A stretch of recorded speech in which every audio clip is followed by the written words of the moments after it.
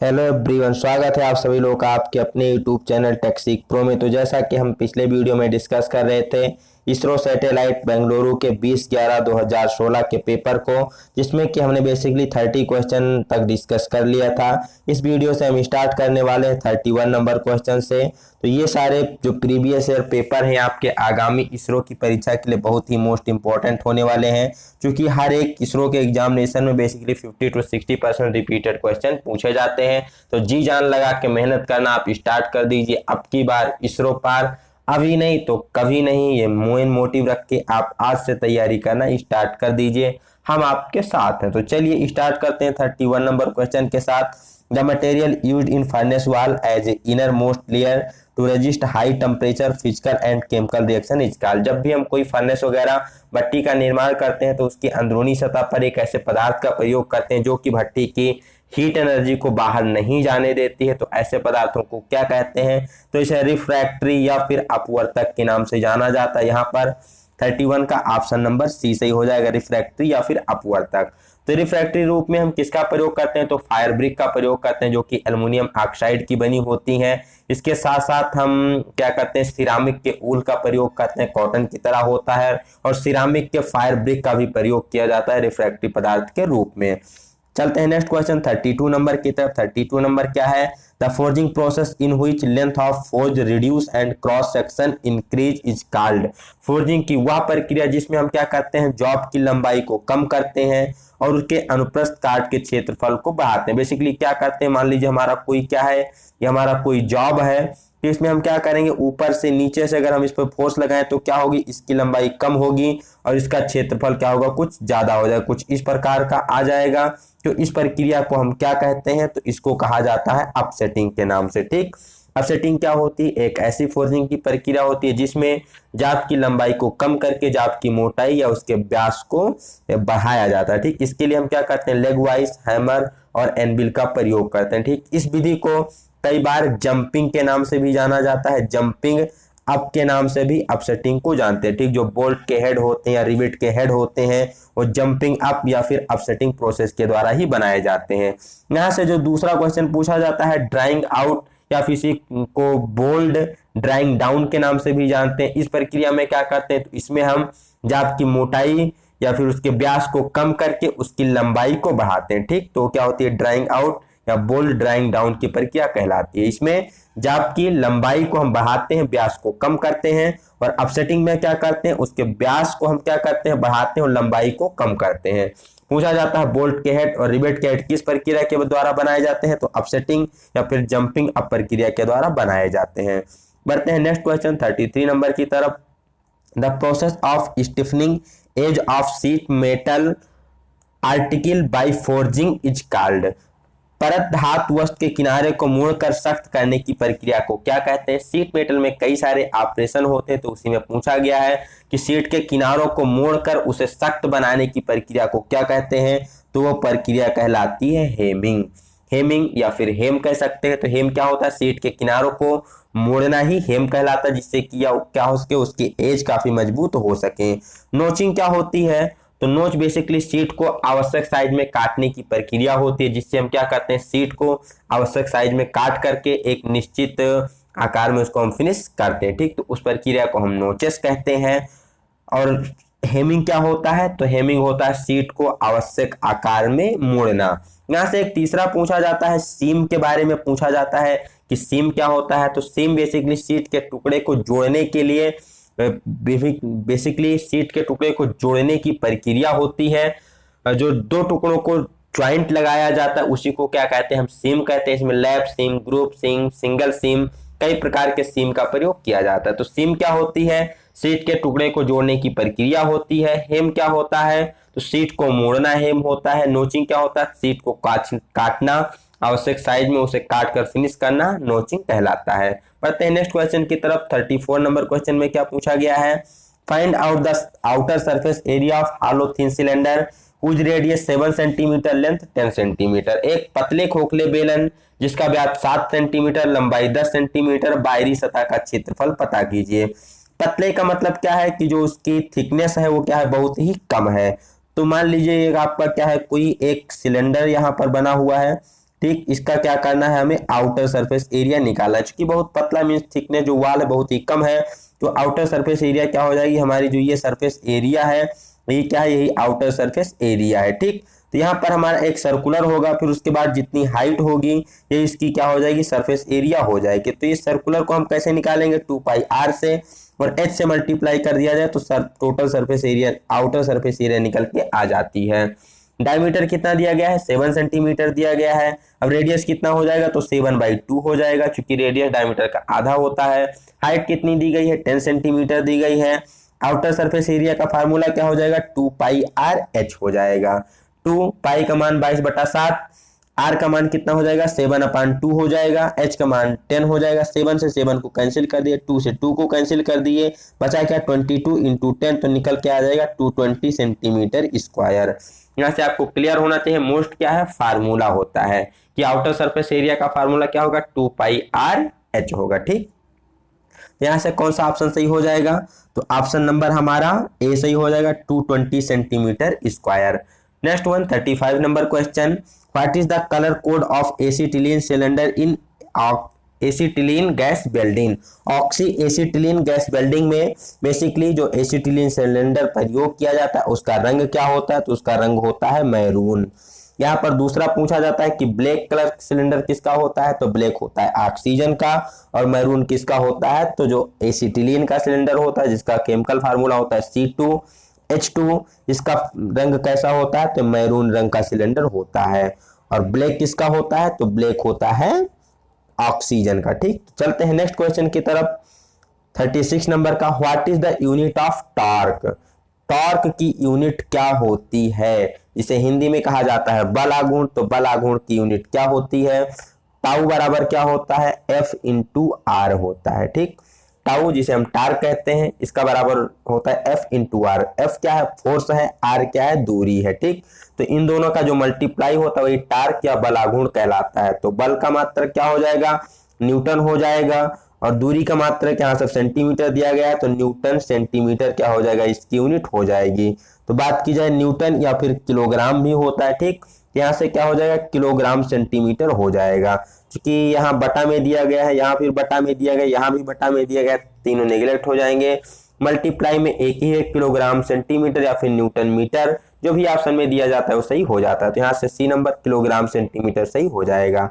37 number question की बात की जाए तो यहाँ पर एलपीजी का फुल फॉर्म पूछा गया, what is the full form of LPG. जो हम घरों में प्रयोग करते हैं एलपीजी, उसका पूरा नाम क्या होता है, तो LPG stand for liquefied petroleum gas. क्या हो जाएगा, ऑप्शन नंबर 37 का बी सही हो जाएगा। Liquefied petroleum gas full form होता है एलपीजी का। ठीक, इसमें हम रिसाव का पता लगाने के लिए किसका प्रयोग करते हैं, तो एथिल मर्कैप्टन का प्रयोग किया जाता है एलपीजी गैस के रिसाव का पता लगाने के लिए। 38 नंबर क्वेश्चन क्या है, what is the welding rod used for welding aluminium plate. हमें एल्युमिनियम प्लेट की वेल्डिंग करनी है तो उसके लिए फिलर रॉड के रूप में किसका प्रयोग किया जाएगा, तो शुद्ध प्योर एल्युमिनियम का प्रयोग किया जाता है। 38 का सी नंबर ऑप्शन सही हो जाएगा कि अगर हमें वेल्डिंग करनी है एल्युमिनियम की तो एल्युमिनियम के लिए हम फिलर रॉड का प्रयोग करेंगे, प्योर एल्युमिनियम का रॉड ही प्रयोग करेंगे। ठीक, नेक्स्ट क्वेश्चन की बात की जाए 39 नंबर का, यहाँ पर convert 104 degree Fahrenheit into degree Celsius. 104 degree Fahrenheit को डिग्री सेल्सियस में कन्वर्ट करना है। ये आपको क्लियर होना चाहिए कि जो बेसिकली टेम्परेचर कन्वर्जन का फार्मूला होता है क्या होता है, C/5 बराबर F-32/9 बराबर R/4 बराबर K-273/5। यहाँ C क्या है, डिग्री सेल्सियस है, F Fahrenheit, R न्यूमर, K kelvin को दर्शाता है। अब हमें किसमें निकालना है, हमें रिलेशन निकालना है डिग्री सेल्सियस और फ़ारेनहाइट में। तो इसको हमने पिकअप कर लिया, C/5 बराबर F-32/9, इस फार्मूले को हमने ले लिया। C की वैल्यू हमें निकालनी है, F की वैल्यू 104 दी गई है। ठीक, चूंकि फ़ारेनहाइट में 104 फ़ारेनहाइट दिया गया है तो ये के स्थान पे हम क्या रखेंगे, 104 रख देंगे। तो 104 में से 32 को माइनस करेंगे तो निकल के आ जाएगा 72। 72 को 9 से डिवाइड करेंगे तो कितना निकल के आ जाएगा, 8 निकल के आ जाएगा। और फिर 8 को जब हम क्रॉस मल्टीप्लाई करेंगे 5 के साथ तो निकल के आ जाएगा 40। तो 104 डिग्री फ़ारेनहाइट किसके बराबर हो जाएगा, 40 डिग्री सेल्सियस के बराबर हो जाएगा। करना क्या था, फार्मूला C/5 बराबर F-32/9 का प्रयोग करना है। F के स्थान पर 104 रखना है, 104 में से 32 घटाएंगे 72, 9 से कैंसिल करेंगे 8 आएगा, 8 को मल्टीप्लाई करेंगे 5 से 40 निकल के आ जाएगा। तो आशा करते हैं ये ऑप्शन क्लियर, आपको ये क्वेश्चन क्लियर हो गया होगा। तो 39 का ए नंबर सही हो जाएगा। 40 डिग्री सेल्सियस बराबर होता है 104 डिग्री फ़ारेनहाइट के। नेक्स्ट क्वेश्चन की बात की जाए 40 नंबर क्वेश्चन की, what is the welding symbol for fillet weld. यहाँ से बेसिकली फिलेट वेल्ड के सिंबल को पूछा गया, तो जो ऑप्शन नंबर ये है कुछ इस प्रकार का बना हुआ, यही क्या है, फिलेट बेल्ट का सिंबल दर्शाया गया। तो आपको क्लियर होना चाहिए, कई बार एग्जाम में फिलेट बेल्ट का सिंबल पूछा गया है। बढ़ते हैं नेक्स्ट क्वेश्चन नंबर की तरफ। 41 में पूछा गया what is the smallest diameter of the tapered pin shown in the below. यहाँ पर एक आपको फिगर दिया गया है, यहाँ पर हमें निकालना है कि स्मॉलेस्ट डायमीटर क्या होगा। बड़ा डायमीटर 20 मीटर है, टेपर की लेंथ कितनी है 200 mm है, टेपर रेशियो 1:50 है। ठीक, तो यहाँ पर बेसिकली आपको स्मॉल डायमीटर कैलकुलेट करना है। तो मान लीजिए स्मॉल डायमीटर हमारा क्या है, x है, या स्मॉल d है हमारा स्मॉल डायमीटर। तो टेपर रेशियो निकालने के लिए फार्मूला क्या होता है, टेपर रेशियो बराबर होता है capital D minus small d अपान L। यहाँ पर कैपिटल D क्या है, बड़ा डायमीटर है, स्मॉल d क्या है, छोटा डायमीटर है, L क्या है, टेपर की लंबाई है, और टेपर रेशियो हमारा कितना दिया गया है 150 दिया गया है। तो टेपर रेशियो के स्थान पे हम रख देंगे 150, कैपिटल D के स्थान पे 20, स्मॉल d वैसे रहने देंगे, और L के स्थान पे क्या रख देंगे 200 रख देंगे। अब 50 से 200 को कैंसिल किए तो कितना आ गया 4 आ गया। 20 d को हम इधर मल्टीप्लाई किए क्रॉस और इसको इधर मल्टीप्लाई कर दिए तो 20 माइनस डी बराबर 4 आ गया। इसको हमने क्या किया पक्षांतर कर लिया तो d बराबर आ गया 20 माइनस 4 मीन्स 16 mm। ठीक, d की वैल्यू कितनी हो जाएगी, स्मॉल d की वैल्यू 16 mm हो जाएगी। यदि capital D 20, taper length 200, taper ratio 150 है तो स्मॉल डायमीटर कितना आ जाएगा 16 mm निकल के आ जाएगा। यहाँ पर सॉल्यूशन दिया गया, आप इसको देख करके क्लियर कर सकते हैं। वैल्यू चेंज कर देते हैं, एग्जाम में कई सारे क्वेश्चन इस पर पूछे जाते हैं। ठीक, तो आशा करते हैं ये क्वेश्चन भी आपको क्लियर हो गया होगा। यहाँ पर क्या हो जाएगा 16 सही हो जाएगा। बढ़ते हैं नेक्स्ट क्वेश्चन की तरफ। 42 नंबर क्वेश्चन क्या पूछा गया है, in a electroplating process the item to be coated is as. Basically जो हम इलेक्ट्रोप्लेटिंग प्रोसेस करते हैं, ठीक, तो उसमें हमें जिस पर हमें क्या करनी होती है कोटिंग करनी होती है। Electroplating process the item to be coated means जिस आइटम को हमें कोटेड करना है, मीन्स जिस मटेरियल की हमें परत चढ़ानी है उसको हम किसके रूप में प्रयोग करते हैं, तो उसको हम कैथोड के रूप में प्रयोग करते हैं। ठीक, मीन्स मान लीजिए हमारा कोई फ्लैट रॉड है, इसकी हमें क्या करनी है इस मेटल पर परत चढ़ानी है, तो इसको हम क्या करेंगे कैथोड के रूप में बनाएंगे। और जिस पर हमें परत चढ़ानी है, ठीक, जिस पर हमें परत चढ़ानी है उसको हम क्या करेंगे उसको एनोड के रूप में यूज करते हैं। टू बी कोटेड मतलब जिस आइटम का कोटिंग किया जाना है, मतलब जिसको हम फिलर रॉड के रूप में उसमें हम मेटल के रूप में प्रयोग करेंगे उसे हम कैथोड बनाएंगे। और जिस पर कोटिंग की जाती है, जिस पर धातु की परत चढ़ाई जाती है उसे एनोड के रूप में प्रयोग किया जाता है इलेक्ट्रोप्लेटिंग के प्रोसेस में। बढ़ते हैं 43 नंबर क्वेश्चन की तरफ। Pick the material which has the least coefficient of thermal expansion. निम्नलिखित में से किस मटेरियल का ऊष्मा विस्तार न्यूनतम गुणांक होता है, मीन्स उसका जो थर्मल एक्सपेंशन होता है कोएफिशिएंट सबसे कम होता है, मीन्स ऊष्मा पाकर बहुत कम फैलता है, वो की होता है इनवायर स्टील। तो ऑप्शन नंबर सी सही हो जाएगा। जो इनवायर स्टील होता है इसका थर्मल कोएफिशिएंट बहुत कम होता है, इसीलिए जितने भी मेजरिंग इक्विपमेंट बनाए जाते हैं माइक्रोमीटर वगैरह वो सब किसके बनाए जाते हैं इनवायर स्टील के बनाए जाते हैं। ठीक, क्योंकि इनवायर स्टील में प्रॉपर्टी क्या होती है ऊष्मा पाकर टेम्परेचर पाकर क्या होगा उसमें जो वृद्धि होगी बहुत ही कम होगी, ना के बराबर उसमें एक्सपेंशन होता है, जिससे मेजरिंग इंस्ट्रूमेंट की एक्यूरेसी पे इफेक्ट नहीं पड़ता। तो जितने भी मेजरिंग इंस्ट्रूमेंट होते हैं ज्यादा से ज्यादा इनवायर स्टील के बनाए जाते हैं, क्योंकि इसका कोएफिशिएंट क्या होता है थर्मल एक्सपेंशन बहुत ही लीस्ट होता है। बढ़ते हैं नेक्स्ट क्वेश्चन की तरफ 44 नंबर।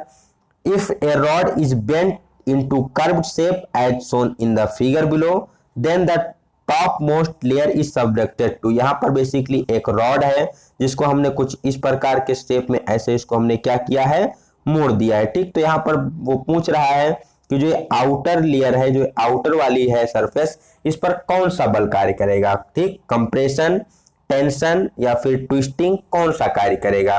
तो अगर बात की जाए इस ऊपरी वाले सरफेस की तो इस पर कार्य करेगा हमारा टेंसाइल फोर्स, क्योंकि ये क्या है ये एक हिसाब से ट्विस्टिंग के अंतर्गत आ रही है, इस पे थोड़ा ट्विस्ट लग रहा है, इसमें खिंचाव उत्पन्न हो रहा है, तो यहाँ से क्या कार्य करेगा, इस पर टेंसाइल फोर्स कार्य करेगा।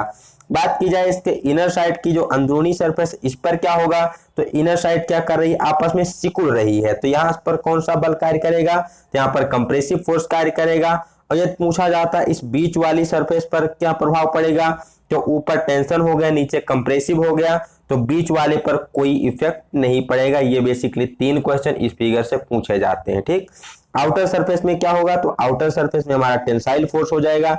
इनर सरफेस की बात की जाए तो कंप्रेसिव फोर्स हो जाएगा। मिडिल सरफेस की बात की जाए तो कोई इफेक्ट नहीं पड़ेगा। बट इस क्वेश्चन का 44 नंबर का क्या सही हो जाएगा, टेंसाइल फोर्स सही हो जाएगा। बढ़ते हैं नेक्स्ट क्वेश्चन 45 नंबर की तरफ। What is the relation between the lead and pitch of ये 2 start thread screw, means double start screw thread के लिए लीड और पिच के बीच क्या संबंध होता है, तो आपको क्लियर होना चाहिए। लीड बराबर 2 इंटू पिच होती है, ठीक। लीड बराबर क्या होता है, 2 इंटू नंबर ऑफ स्टार्ट। अब पिच वही नंबर ऑफ स्टार्ट के स्थान पर, तो लीड बराबर 2 इंटू पिच हो जाएगी। 45 का क्वेश्चन नंबर सी सही हो, ऑप्शन नंबर सी सही हो जाएगा, ठीक। यहाँ पर लीड क्या हो जाएगी, पिच की 2 गुना हो जाएगी। सिंगल स्टार्ट में लीड और पिच बराबर होती है। ट्रिपल स्टार्ट में लीड क्या हो जाएगी, लीड क्या हो जाएगी, पिच की 3 गुना हो जाएगी। फार्मूला क्या होता है, लीड बराबर pitch into number of start की, कितने स्टार्ट की थ्रेड प्रयोग की जा रही है। यहाँ पर डबल स्टार्ट है तो लीड बराबर 2 इंटू पिच हो जाएगी। बढ़ते हैं 46 नंबर क्वेश्चन की तरफ। आइडेंटिफाई ए सॉलिड लुब्रिकेंट, इसमें हमें ठोस स्नेहक को पहचानना है। Option calcium disulphate, molybdenum disulphate, potassium disulphate या फिर सोडियम डाइसल्फेट। यहाँ से हमारा ऑप्शन नंबर बी सही हो जाएगा। मोलिब्डेनम डाइसल्फेट क्या है, एक प्रकार का सॉलिड लुब्रिकेंट होता है, तो 46 का बी ऑप्शन सही हो जाएगा, मोलिब्डेनम डाइसल्फेट। और सॉलिड लुब्रिकेंट की बात की जो कि मोस्ट इंपोर्टेंट एग्जाम में पूछा जाता है ग्रेफाइट के बारे में, कि ग्रेफाइट क्या है, किस प्रकार का लुब्रिकेंट है, तो एक सॉलिड लुब्रिकेंट होता है, ठीक। पूछा जाता है ग्रीस के बारे में, ग्रीस किस प्रकार का लुब्रिकेंट है, तो सेमी लिक्विड अर्ध तरल ठोस में पाया जाने वाला लुब्रिकेंट होता है। जितने भी आयल वगैरह होते हैं वो फिर लिक्विड लुब्रिकेंट के अंतर्गत आते हैं। बढ़ते हैं नेक्स्ट क्वेश्चन की तरफ 47 number. In which machining process large amount of material is removed, निम्नलिखित में से किस मशीनिंग प्रक्रिया में सबसे अधिक मात्रा में पदार्थ को निकाला जाता है। Option lapping, milling, honing, buffing. तो बात की जाए लैपिंग की और बफिंग की, ये दोनों क्या है, सुपर फिनिशिंग प्रोसेस होती है, सरफेस को फिनिश करने की प्रोसेस होती है। अब यहाँ पर आता है एक होनिंग और एक आता है मिलिंग। तो होनिंग भी क्या होता है, लैपिंग, होनिंग, बफिंग, ये तीनों क्या होती है, सुपर फिनिशिंग प्रोसेस होती है। इसमें मटेरियल बेसिकली बहुत ही कम रिमूव होता है। तो यहाँ पर हमारा ऑप्शन नंबर 47 का बी सही हो जाएगा। मिलिंग में इन सब की अपेक्षा ज्यादा मटेरियल रिमूव होता है, ठीक। मिलिंग में लैपिंग, होनिंग, बफिंग की अपेक्षा ज्यादा मटेरियल रिमूव होता है। 48 नंबर क्वेश्चन की बात की जाए। Name the fit in which the shaft is cooled below the room temperature until it fit into the hole. The assembly is allowed to attain room temperature. Basically उस fit का नाम बताइए जिसमें shaft को कमरे के तापमान से नीचे ठंडा किया जाता है जब तक कि वह छिद्र में सही तरीके से फिट नहीं हो जाता है। तो कमरे के तापमान को प्राप्त करने के लिए समाकलन की अनुमति दी जाती है। मींस बेसिकली जब हम इंटरफेरेंस फिट की बात करते हैं तो वहां पर हमारे होल का साइज क्या होता है, छोटा होता है, और शाफ्ट का साइज क्या होता है, बड़ा होता है। तो यहाँ पर फिट करने के लिए 2 मेथड होती है। एक होता है कि पहले विधि में हम क्या करते हैं, होल को हम गर्म करते हैं, फिर हम क्या करते सकते हैं, शाफ्ट को इसमें फिट करके ठंडा होने पर होल हमारा सिकुड़ जाता है तो हमारी फिट प्राप्त हो जाती है। दूसरा क्या है, दूसरा तरीका हम शाफ्ट को क्या करें, ठंडा करके उसके साइज को छोटा करके होल में फिट करें, तो फिर क्या होगा, आपस में वो जब रूम टेम्परेचर को प्राप्त होगा तो फिट बढ़िया से प्राप्त हो जाएगी। तो यहाँ पर 2 प्रकार की फिट आती है। पहला आता है प्रेस फिट बाय श्रिंकेज, दूसरा प्रेस फिट बाय एक्सपेंशन, ठीक। तो प्रेस फिट बाय श्रिंकेज की पहले बात करते हैं। तो प्रेस फिट बाय श्रिंकेज में क्या होता है, इस प्रकार की फिटिंग में जो होल वाला पार्ट होता है जिसे हम फीमेल पार्ट के नाम से जानते हैं, इसको गर्म करते हैं और शाफ्ट को क्या करते हैं, इस गर्म होल में ला करके फिट कर देते हैं, ठीक। लेकिन इस फिटिंग में क्या होता है, जब लोहा ठंडा होता है तो उसमें थोड़ी बहुत हल्की ऑक्साइड वगैरह की परत जम जाती है, ठीक, पपड़ी आ जाती है। ये बेसिकली इसका दोष होता है। और जब हम होल को क्या करते हैं, गर्म करते हैं, तो उसका इंटरनल स्ट्रक्चर भी बदल जाता है। ये कुछ इसके दोष होते हैं, बट यहाँ पर फिट कौन सी प्राप्त होती है, इंटरफेरेंस फिट प्राप्त होती है। ठीक, तो अगर हम होल को गर्म करके फिट प्राप्त कर रहे हैं तो क्या होती है, प्रेस फिट बाई श्रिंकेज होती है। ठीक, फिर हम बाद में उसको क्या कर रहे हैं, श्रिंक कर रहे हैं। अब जो दूसरा होता है प्रेस फिट बाय एक्सपेंशन, इसमें क्या होता है, इसमें हम एक्सपेंशन फिटिंग में शाफ्ट को ठंडा करके फिट प्राप्त करते हैं। ठीक, होल को हम वैसे रहने देते हैं, जो हमारा शाफ्ट होता है इसको हम क्या करते हैं, ठंडा करते हैं। तो ठंडा करने पे क्या होता है, शाफ्ट का साइज थोड़ा कम हो जाता है, थोड़ा शाफ्ट का साइज घट जाता है। लेकिन फिटिंग करने के बाद, फिटिंग करने के बाद क्या होता है, ये अपने थोड़ा आकार को बढ़ा लेता है और अच्छी फिटिंग प्राप्त हो जाती है। अब पूछा जाता है कि शाफ्ट को ठंडा करने के लिए किसका प्रयोग किया जाता है, तो शाफ्ट को ठंडा करने के बेसिकली कार्बन डाइऑक्साइड CO2, जिसे हम कहते हैं सूखी बर्फ या फिर ड्राई आइस के नाम से जाना जाता है, इसमें हम -70 डिग्री सेल्सियस पे इसको ठंडा करते हैं। या फिर अगर हम नाइट्रोजन का प्रयोग कर रहे हैं, लिक्विड नाइट्रोजन का प्रयोग कर रहे हैं, तो इसमें हम -190 डिग्री सेल्सियस तक शाफ्ट को ठंडा करते हैं। बेसिकली दो माध्यम होते हैं जिसके द्वारा शाफ्ट को ठंडा किया जाता है। इसकी विशेषता क्या होती है, इस विधि में कोई पपड़ी वगैरह नहीं बनती है और ना ही उसका इंटरनल स्ट्रक्चर चेंज होता है। तो इन दोनों विधियों के द्वारा हम क्या करते हैं, इंटरफेरेंस फिट को प्राप्त करते हैं। अब जो ये विधि होती है प्रेस फिट बाय एक्सपेंशन, इसमें जो हम क्या करते हैं, -70 या फिर -190 डिग्री सेल्सियस तक उसको ठंडा कर लेते हैं, शाफ्ट का साइज छोटा हो जाता है। फिर क्या करते हैं, रूम टेम्परेचर पे ला करके हम उसको होल में फिट कर देते हैं। फिर धीरे धीरे उसका साइज इंक्रीज होकर फिटिंग अच्छी से प्राप्त हो जाती है। तो यहाँ से हम क्या करें, शाफ्ट को ठंडा कर रहे हैं, तो कौन सा ऑप्शन सही हो जाएगा, प्रेस फिट बाई एक्सपेंशन सही हो जाएगा। 48 का ऑप्शन नंबर ए सही हो जाएगा। अगर हम होल को गर्म करेंगे तो प्रेस फिट बाई श्रिंकेज हो जाएगा। चलते हैं 49 नंबर क्वेश्चन की तरफ। Pick the non conventional machining method, it use reverse metal plating process. आरूढ़ मशीनिंग रीति का चयन करें जिसमें धातु प्लेटिंग प्रक्रिया का उपयोग किया जाता है। तो 49 नंबर का ए ऑप्शन सही हो जाएगा, electro discharge machining. Electro discharge machining basically एक नॉन कन्वेंशनल प्रोसेस होती है जिसमें क्या करते हैं हम, इलेक्ट्रोड का प्रयोग करके, इलेक्ट्रॉन्स का प्रयोग करके बेसिकली मशीनिंग की प्रक्रिया की जाती है। ठीक, तो इलेक्ट्रो डिस्चार्ज मशीनिंग हो जाएगा इसका। 50 नंबर क्वेश्चन की बात की जाए, name the tool which is used to lift और move the heavy load by leverage effect. Basically leverage effect के द्वारा या फिर भारी लोड को उठाने के लिए उस उपकरण का नाम बताएं जो कि उत्तोलक के प्रभाव पर कार्य करता है। तो ये हो जाएगा हमारा क्रोबार। ठीक, क्रोबार क्या होता है, बेसिकली 50 नंबर का ऑप्शन बी सही होगा। क्रोबार क्या होता है, लीवरेज के सिद्धांत पे कार्य करता है जिसका प्रयोग हम मशीन को उठाने के लिए या फिर मशीन को धक्का देकर खिसकाने के लिए प्रयोग करते हैं। ठीक, क्रोबार बेसिकली एक स्टील की रॉड होती है जिसका जो सिंगल इंडेड क्रोबार होते हैं उसका एक सिरा टेपर्ड होता है, नुकीला होता है। जो डबल इंडेड क्रोबार होते हैं इसका दोनों सिरा नुकीला होता है। ठीक, चलते हैं नेक्स्ट क्वेश्चन की तरफ। बेसिकली अब यहाँ अगर बात की जाए होस्टिंग इक्विपमेंट की, तो इसका प्रयोग प्लेट को उठा करके एक स्थान से दूसरे स्थान तक ले जाने के लिए करते हैं। फोर्कलिफ्ट वगैरह भी इसीलिए प्रयोग की जाती है। ठीक, नेक्स्ट क्वेश्चन की बात की जाए 51 नंबर की, in a machining maintenance manual regarding the frequency of lubricating the machine square symbol represent.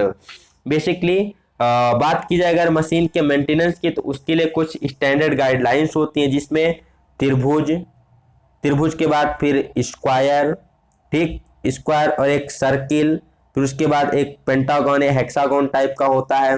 तो पूछा जाता है ये सब बेसिकली किसको किसको प्रदर्शित करते हैं। तो जो सर्किल होता है इसका मतलब होता है हमें डेली लुब्रिकेशन करना है।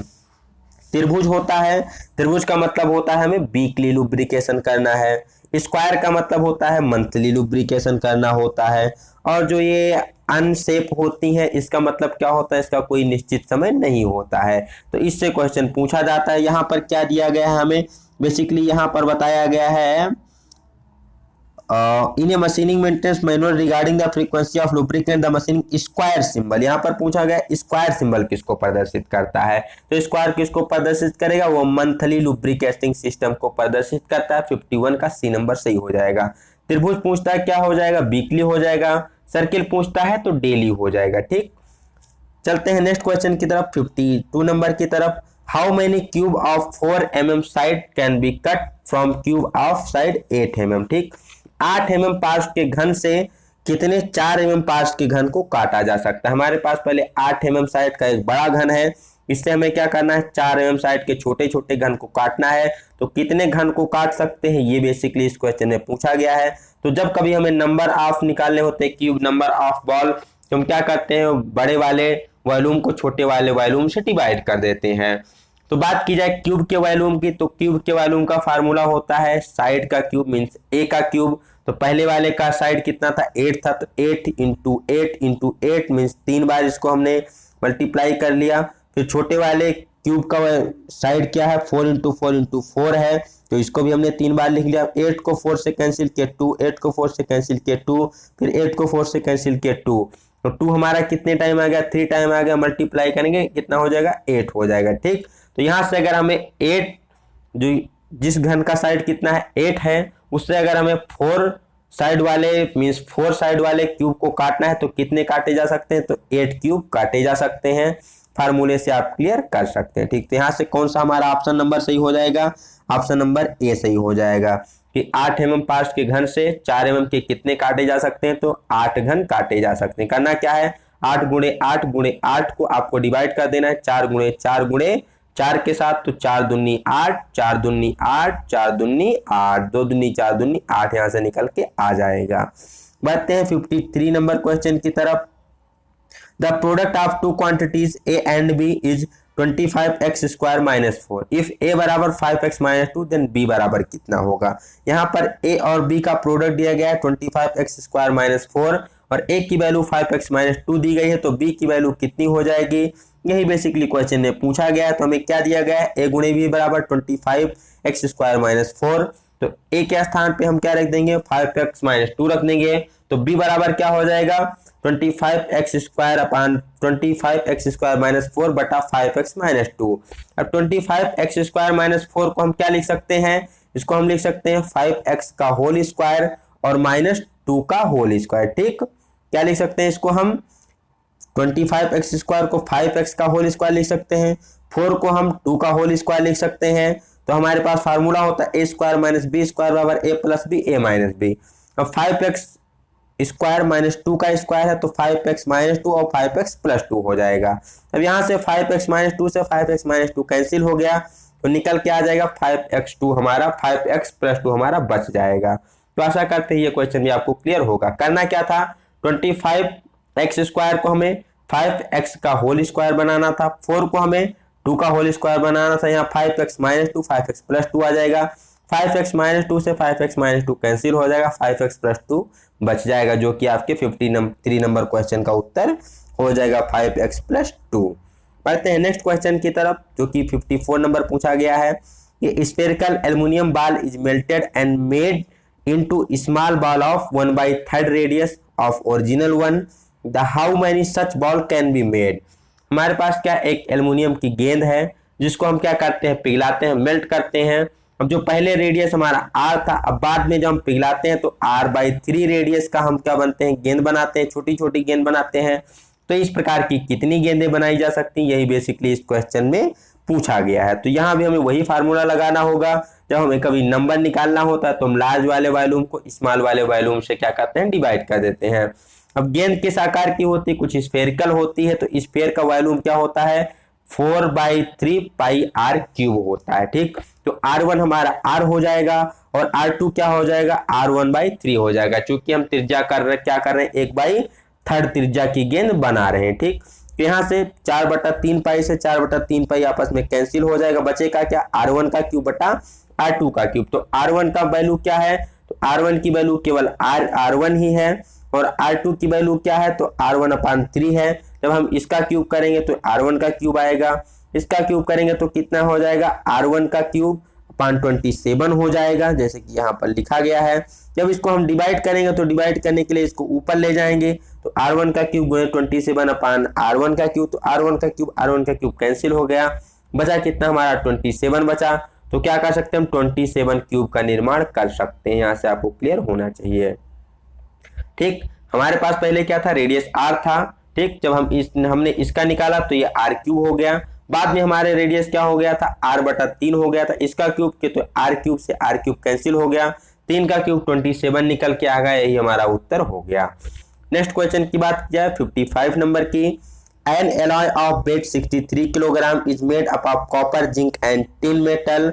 Ratio of copper, zinc and tin 4:3:2 respectively. Then pick up the correct weight of each metal in the alloy of same order. हमारे पास कोई एक मेटल है 63 किलोग्राम का, जिसमें कॉपर, जिंक और टिन है। कॉपर, जिंक, टिन का रेशियो 4:3:2 दिया गया है, तो हमें निकालना है कि इनका एक्चुअल वेट कितना हो जाएगा। ठीक, तो अगर बात की जाए टोटल एलॉय के वेट की, तो कितना है 63 किलोग्राम।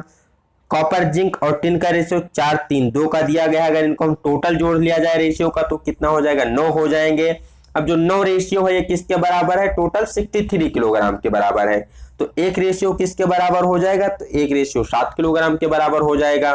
तो अब वैल्यू हमें 7 उठा के यहाँ पर रख देनी है। 7 को 4 से मल्टीप्लाई करेंगे 28, 60 को 3 से मल्टीप्लाई करेंगे 21, 7 को 2 से मल्टीप्लाई करेंगे 14। तो यहाँ से क्या निकल के आ जाएगा 28, 21, 14 निकल के आ जाएगा। देखते हैं किस नंबर ऑप्शन में दिया गया है, तो 28, 21 और 14 ऑप्शन नंबर सी में दिया गया है, यही हमारा उत्तर हो जाएगा। करना क्या था, 4, 3, 2, तीनों को जोड़ लेना है। 4, 3, 7, 2, 9, 9 बराबर हो जाएगा 63 के, तो 1 बराबर हो जाएगा 7 के, तो 7 चौक 28, 7 3 21, 7 दूनी 14, यहाँ से हमारा उत्तर निकल के आ जाएगा। बढ़ते 56 नंबर क्वेश्चन की तरफ। Weight of 75 metre cube volume of metal is 150 gram. Then find the weight of 300 metre cube volume of the same metal. कोई एक मेटल है जिसका पहले वॉल्यूम 75 मीटर क्यूब है, उसका वेट कितना था 150 ग्राम था। अब अगर वॉल्यूम कितना हो जाए, वॉल्यूम 300 मीटर क्यूब हो जाए, तो उसका वेट बेसिकली कितना होगा, यही हमें कैलकुलेट करना है। तो चलते हैं इस क्वेश्चन को भी हम देखते हैं विधिवत पूरे डिटेल के साथ। तो यहाँ पर हमें M1 पहले कितना दिया गया है 150 ग्राम दिया गया है, उसका वॉल्यूम कितना है 75 मीटर क्यूब है। अब B2 हमें वॉल्यूम दिया गया है 300 मीटर क्यूब और M2 हमें कैलकुलेट करना है। चूंकि मटेरियल क्या है सेम है, तो इसलिए जो इसकी डेंसिटी होगी, घनत्व होगा, सेम ही होगा। अब घनत्व बराबर क्या होता है, द्रव्यमान बटा आयतन होता है। क्योंकि दोनों का घनत्व क्या है, आपस में बराबर है, तो इनके मास और वॉल्यूम का रेशियो भी आपस में क्या होना चाहिए, बराबर होना चाहिए। मींस M1/B1 बराबर M2/B2 होना चाहिए। यहाँ से M1 की वैल्यू 150, B1 की वैल्यू 75, M2 निकालना है, B2 की वैल्यू 300। 75 से हम 150 को कैंसिल करेंगे 2 निकल के आ जाएगा। 2 को 300 से क्रॉस मल्टीप्लाई करेंगे तो कितना हो जाएगा 600 निकल के आ जाएगा। ठीक, तो आशा करते हैं चीजें आपको समझ में आई होगी। बेसिकली हमें समझना क्या था कि मटेरियल हमारा सेम है, तो डेंसिटी हमारी क्या होगी, सेम होगी। तो डेंसिटी सेम होगी तो उनके मास और वॉल्यूम का रेशियो भी क्या होना चाहिए, सेम होना चाहिए। ठीक, चलते हैं क्वेश्चन की तरफ। तो यहाँ से हमारा कितना सही हो जाएगा, 600 सही हो जाएगा। ठीक है, वैसे भी देख सकते हैं पहले क्या था हमारा 75 था, अब कितना हो रहा है 300 हो रहा है। तो कितने गुना बढ़ गया, तो हमारा 75 को जब हम क्या करेंगे 4 से मल्टीप्लाई करेंगे तो 300 आएगा। कितने गुना बढ़ गया, 4 गुना बढ़ गया। तो वेट भी क्या होगा, 4 गुना बढ़ेगा। तो 150 को जब हम 4 से मल्टीप्लाई करेंगे तो कितना आ जाएगा 600 निकल के आ जाएगा। तो यहाँ से भी आप डायरेक्टली कैलकुलेट करेंगे तो 600 निकल के आएगा। 57 नंबर की बात की जाए, the friction force extracted by air on moving body is called. चालित पिंड पर वायु द्वारा लगाए गए घर्षण को क्या कहते हैं। कोई एक पिंड है, ठीक है, जो कि चल रहा है, और इस पर जब हवा चलती है, जो घर्षण करती है, उसके द्वारा जो फोर्स लगता है, इसको क्या कहा जाता है, तो बेसिकली इसे कहा जाता है ड्रैग। ठीक, क्या कहा जाता है, इसे ड्रैग कहा जाता है। तो ऑप्शन नंबर बी सही हो जाएगा, घसीटना। आपने देखा होगा जब हवाएं तेज चलती हैं तो क्या करती हैं, अपने साथ सारे वस्तुओं को घसीटते हुए, ड्रैग करते हुए लेकर के चलती हैं। तो वही है इस ऑप्शन में पूछा गया है। तो वायु के द्वारा किसी भी पिंड पर जो घर्षण बल लगाया जाता है उसे ड्रैग कहते हैं। ठीक, बात की जाए 58 नंबर क्वेश्चन की। 58 नंबर क्वेश्चन क्या है, ये force of 300 Newton is applied at the end of spanner where effective length is 15 centimeter, then find the torque applied। Basically क्या है, कोई एक हमारा मींस स्पैनर है जिस पे हम 300 न्यूटन का फोर्स अप्लाई करते हैं, कितने 15 सेंटीमीटर के डिस्टेंस पे। तो यहाँ पर हमारा टॉर्क कितना हो जाएगा, तो टाउ बराबर क्या होता है F इंटू आर होता है, हमने पढ़ा था। अब यहाँ ध्यान रखना है उत्तर किस में आ रहा है, न्यूटन मीटर में आ रहा है। तो जो सेंटीमीटर दिया गया है इसको हमें किस में चेंज करना पड़ेगा, उसको न्यूटन में चेंज करना पड़ेगा। तो फोर्स कितना दिया गया है, 300 न्यूटन दिया गया है। लेंथ कितनी दी गई है, 15 सेंटीमीटर दी गई है। उत्तर न्यूटन मीटर में आ रहा है, तो इसलिए हमें क्या करना पड़ा, सेंटीमीटर को मीटर में कन्वर्ट करना पड़ा।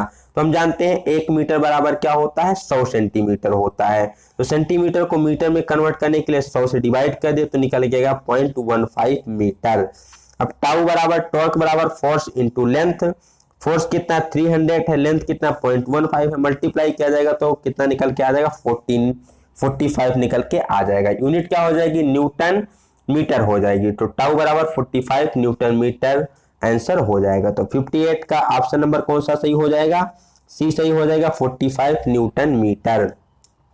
बात की जाए 59 नंबर क्वेश्चन के, what is the young modulus of mild steel, कि माइल्ड स्टील के लिए यंग मॉडुलस क्या होता है। Young modulus means ratio of stress upon strain, वही क्या होता है, यंग मॉडुलस कहलाता है, जिसको ई के द्वारा प्रदर्शित किया जाता है। तो यंग मॉडुलस माइल्ड स्टील का कितना होता है, तो माइल्ड स्टील का होता है 210 × 10⁹ न्यूटन पर मीटर स्क्वायर। 59 का बी ऑप्शन सही हो जाएगा। इसके साथ हम कुछ और क्लियर कर लेते हैं, और पदार्थों के बेसिकली कितने होते हैं यंग मॉडुलस। तो यंग मॉडुलस को बेसिकली गीगा पास्कल में व्यक्त किया जाता है। गीगा पास्कल, जी शॉर्ट फॉर्म, पास्कल का पी ये शॉर्ट फॉर्म हो गया। 1 गीगा पास्कल बराबर कितना होता है, 10⁹ न्यूटन पर मीटर स्क्वायर होता है। क्योंकि गीगा मतलब क्या होता है, 10⁹ पास्कल को हम क्या लिखते हैं, न्यूटन पर मीटर स्क्वायर को ही क्या कहते हैं, पास्कल कहते हैं। क्योंकि फोर्स बराबर क्या होता है, तो सॉरी प्रेशर बराबर क्या होता है, फोर्स अपॉन एरिया। फोर्स का मात्रक न्यूटन, एरिया का मात्रक मीटर स्क्वायर, तो इसी न्यूटन पर मीटर स्क्वायर को ही क्या कहते हैं, पास्कल कहते हैं। अब गीगा क्या है, तो यहाँ 10⁹ जुड़ जाता है। बात की जाए एल्युमिनियम का यंग मॉडुलस 70 होता है, ठीक। कास्ट आयरन का यंग मॉडुलस 110, कॉपर का यंग मॉडुलस 120, माइल्ड स्टील का 210, डायमंड का 1200। ये सभी किस में होंगे, गीगा पास्कल में होंगे। अगर आपको न्यूटन पर मीटर में बदलना है तो इसी को गुणा कर देना होगा 10⁹ से, तो न्यूटन पर मीटर स्क्वायर में बदल जाएगा। तो यही बेसिकली पूछा गया था ऑप्शन में कि माइल्ड स्टील का यंग मॉडुलस कितना हो जाएगा, तो माइल्ड स्टील का हो जाएगा 210 × 10⁹ न्यूटन पर मीटर स्क्वायर हो जाएगा। बहुत सारे एग्जाम में एल्यूमिनियम का पूछा जाता है, तो एल्यूमिनियम का कितना हो जाएगा, 70 × 10⁹ न्यूटन पर मीटर स्क्वायर हो जाएगा। तो यहाँ से ऑप्शन नंबर हमारा कौन सा निकल के आता है, बी निकल के आता है। 60 नंबर क्वेश्चन पूछा गया है, where is the centre of gravity of a right circular cone of height h from the base. एक उचित वृत्ताकार शंकु जिसका तल से लंबाई क्या h है, तो उसका गुरुत्व केंद्र कहां पर स्थित होगा। कुछ इस प्रकार का कोण हमारा होता है, ठीक। सपोज दैट मान लीजिए ये क्या है, कोई राइट सर्कुलर कोण है, ठीक है। अब इसकी ऊंचाई क्या दी गई है, तो इसकी ऊंचाई कही गई है, ये ऊंचाई कितनी है, h है, ठीक। तो इसका सेंटर ऑफ ग्रेविटी कहां पर स्थित होगा, इसके बेस से, मींस यहां से कितने ऊंचाई पर इसकी सेंटर ऑफ ग्रेविटी होगी, मींस जो इसकी सेंटर ऑफ ग्रेविटी होगी कहीं यहीं पर स्थित होगी। कहां, कहीं ये पॉइंट पर इसकी सेंटर ऑफ ग्रेविटी होगी। तो इस पॉइंट की हाइट कितनी होगी यहाँ बेस से, तो ये हाइट होती है h/4, ठीक। कितनी होती है, h/4 होती है। The centre of gravity of a right circular solid cone lies at a distance of h/4 from its base, ठीक। Measured along the vertical axis, जब हम वर्टिकल एक्सिस के रिस्पेक्ट में मेजर करते हैं तो जो राइट सर्कुलर कोन होता है, समकोण जो शंकु होता है, उसकी जो गुरुत्व केंद्र सेंटर ऑफ ग्रेविटी होती है बेस से h/4 पर स्थित होती है। तो यहाँ से कौन सा ऑप्शन सही हो जाएगा, तो यहाँ से हमारा ऑप्शन नंबर बी सही हो जाएगा, h/4 हो जाएगा, ठीक। तो आशा करते हैं ये क्वेश्चंस आपको समझ में आए होंगे। यहाँ से कुछ और क्वेश्चन पूछे जाते हैं। अगर आपसे पूछा जाता है कि बेसिकली कोई एक क्या है, आयत है, या कह सकते हैं कोई मीन्स एक पैरेललोग्राम टाइप कुछ इस प्रकार का फिगर है, इसका आपको सेंटर ऑफ ग्रेविटी पूछा जाता है, तो जहां पर इसके दोनों डायगोनल जहां पर इंटरसेक्ट करते हैं वहीं पर क्या हो जाता है, इसका सेंटर ऑफ ग्रेविटी हो जाता है। अगर किसी रॉड की सेंटर ऑफ ग्रेविटी पूछी जाए कि ये कोई क्या है, सर्कुलर रॉड है, तो इसकी सेंटर ऑफ ग्रेविटी कहाँ होगी, तो इसके मिडिल पॉइंट पर इसकी सेंटर ऑफ ग्रेविटी हो जाती है। इसके साथ साथ पूछा जाता है centre of gravity of triangle का, किसका पूछा जाता है, एक ट्राइंगल का पूछा जाता है कि इसकी सेंटर ऑफ ग्रेविटी कहां पर स्थित होगी, जबकि इसकी हाइट क्या है, h है। ठीक, h अगर इसकी हाइट है तो इसकी सेंटर ऑफ ग्रेविटी कहां पर स्थित होगी। तो यहां से आपको क्लियर होना चाहिए कि जो इसकी सेंटर ऑफ ग्रेविटी होती है, जो सेंटर ऑफ ग्रेविटी होती है ट्रायंगल की, वो बेसिकली कहाँ होती है, जहां पर इसके तीनों मीडियन, जो इसकी तीनों मध्यिकाएं जहां पर आपस में परिच्छेद करती हैं, इंटरसेक्ट करती हैं, थ्री मीडियंस ट्रायंगल की, वहीं पर इसकी सेंटर ऑफ ग्रेविटी हो जाती है। और बेसिकली अगर बात की जाए तो बेस से कितना होता है, बेस से h/3 होता है। ठीक, आधार से h/3 डिस्टेंस पर इसकी सेंटर ऑफ ग्रेविटी होती है।